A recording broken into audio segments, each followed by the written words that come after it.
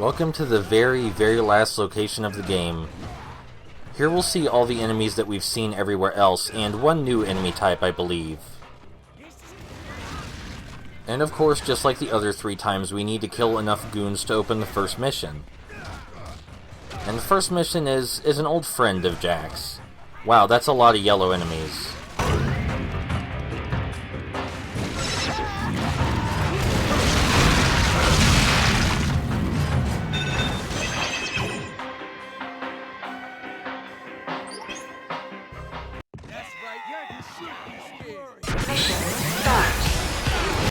It's just like Jack's very first free mission, except this time we have to kill 100 enemies.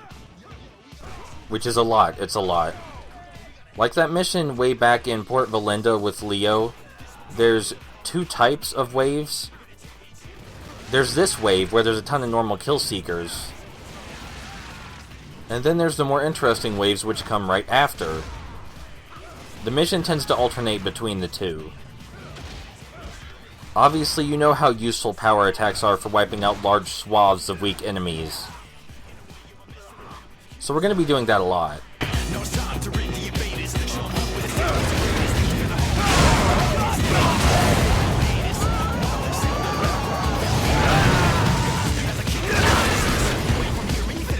The mission gradually builds up from the weakest enemies to the strongest, so if you're not too impressed with the ensemble right now, that's why.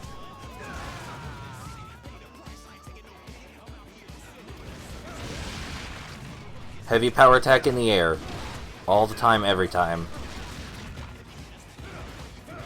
You might notice that this wave includes some of the more durable KILLSEEKERs, like those from Oinky's gang.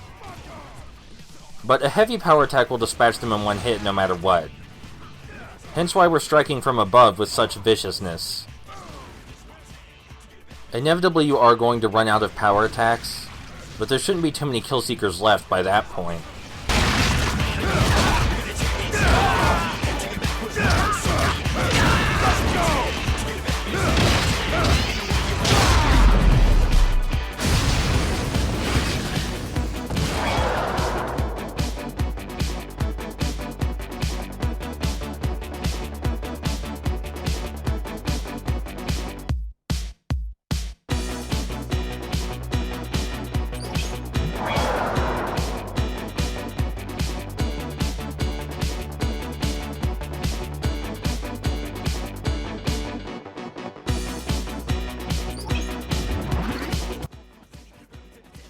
You've already seen these enemies as Leo, but something I'm not sure if I mentioned, the mutant plants only take 1 hit, no matter what you attack them with.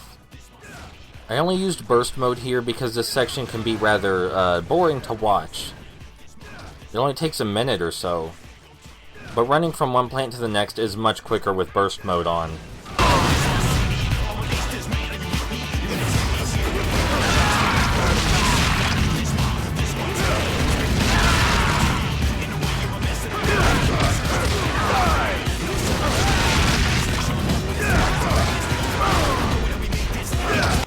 You might notice that we see the sword enemies from Hong Long in here. Like I said back when we were playing as Leo, they're really only a threat if you underestimate their charge tackle. And that was entirely my fault for using a power attack at the wrong time.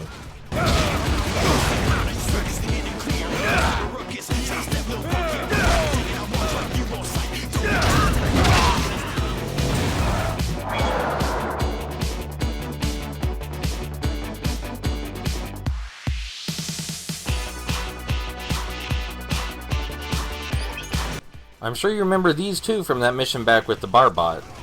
The same rule applies, you can basically just tank their bullets and hit them with heavy power attacks until they go down. They're really weak if you're up close. You can even block most of their attacks in spite of them looking pretty heavy. The only difference with the red one is that it shoots fire instead of bullets, which yes, does hurt more. But you can see here it's really easy to read their attacks.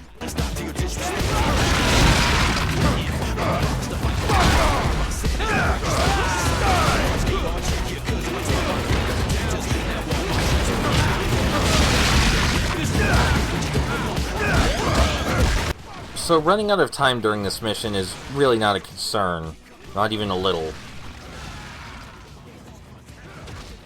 The new enemy type is mixed in amongst these other KILLSEEKERs. Yep, okay, you get to see him attack. They just have a handgun. You might wonder what's so special about them having a handgun, since we've seen other enemies with guns. Really, the only difference is that they appear a lot more often than drones do. You'll see these KILLSEEKERs with guns all throughout the hub world here, but not a... oh.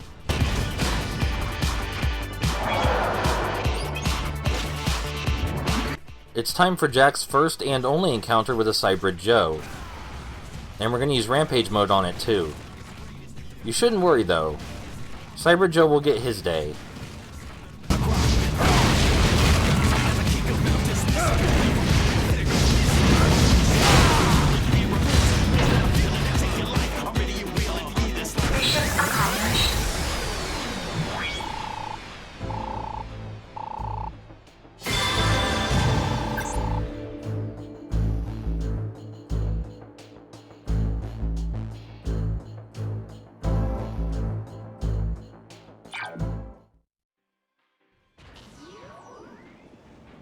Some of you might have been the tiniest bit disappointed when I didn't choose to play as the Blacker Baron back when we had the option. I wouldn't leave you hanging like that. I wouldn't do that to you.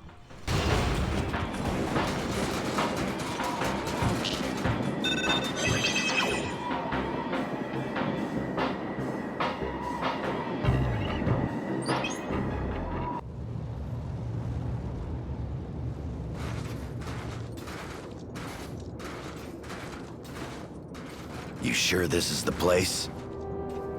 I lost tracking on Max midway, but I was able to pick up some chatter originating in the area. Couldn't crack the encryption, but whoever it was talking to Nikolai and Lenhart remotely. I'm guessing it was the girl. Here comes the satellite feed from 35 minutes ago. I was hoping I'd get some private time with her. My guess is she's been tracking Max since your fight. Right. Keep running those sims. Find where he could be hiding. Narrow it down. Not going to happen. I thought you bureau type shot first and made bad one-liners later. Sorry, I'm busy chasing your old boss, sweetie. She's buying time, Jack. Waiting for reinforcements. Maybe this is why they call you Death Watcher. I read your files, Jack. A 97% retrieval rate as a chaser is very admirable. And almost all of them criminals you put on death row. It says you came to each execution to watch them die. They put themselves on death row. I just made sure they got there safely. Oh, so none of them were innocent men who ran, wanted on false charges. You're sure? Sounds like one of the Bureau's finest has lost faith in the system. Corruption starts at the top, you know.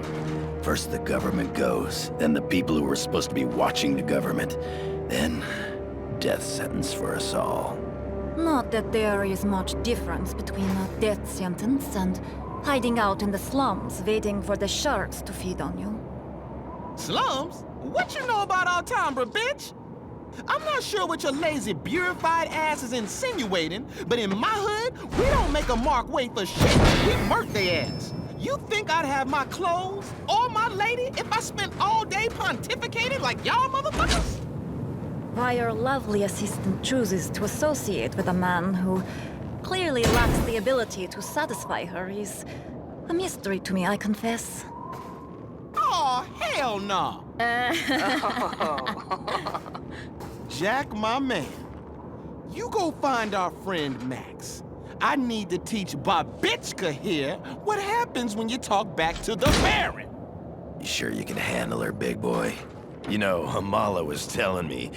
Not one more word, motherfucker, or I'ma Jack and Jill both your asses up the hill. You dig? The Baron's right. You need to get moving, Jack.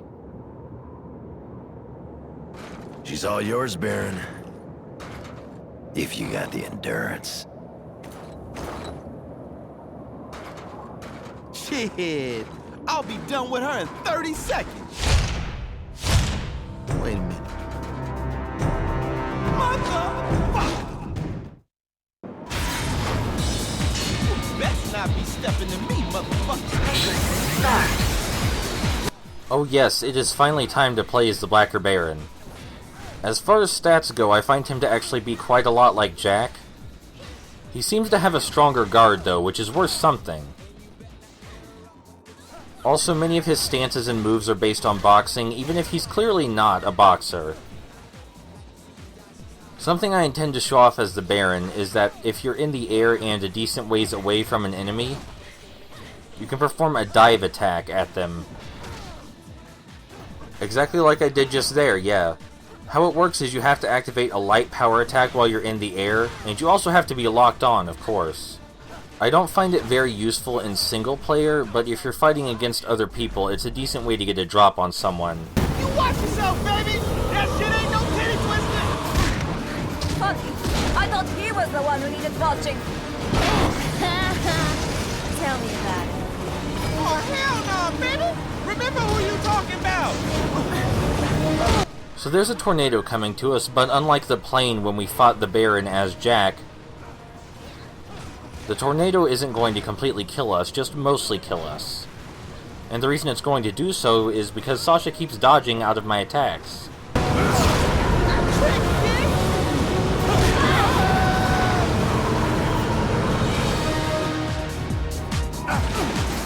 You get a special animation if you hit a character with a heavy power attack from above, which is why I keep trying to do that to Sasha. But obviously, since she's much faster than the Baron, it's not working out. You might have noticed I've been guarding a whole lot during this fight, and that's because the AI in this last location gets kinda tough, especially for the faster characters. The same rule applies with all of those characters as did with Max, though.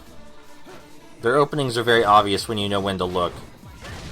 Okay, didn't activate the animation, but that's close enough, right?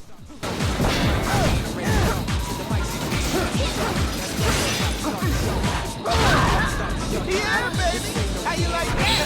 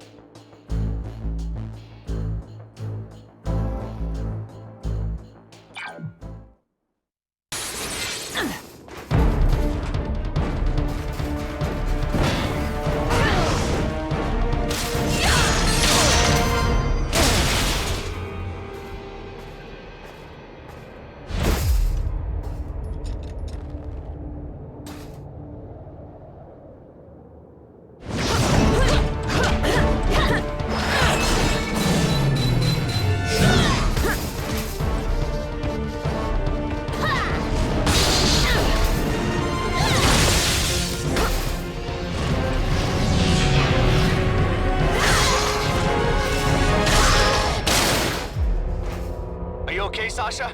I'm almost there. I'm fine.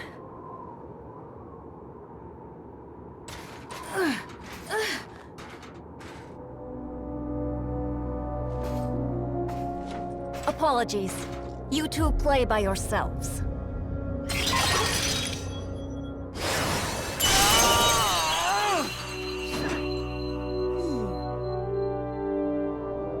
What the...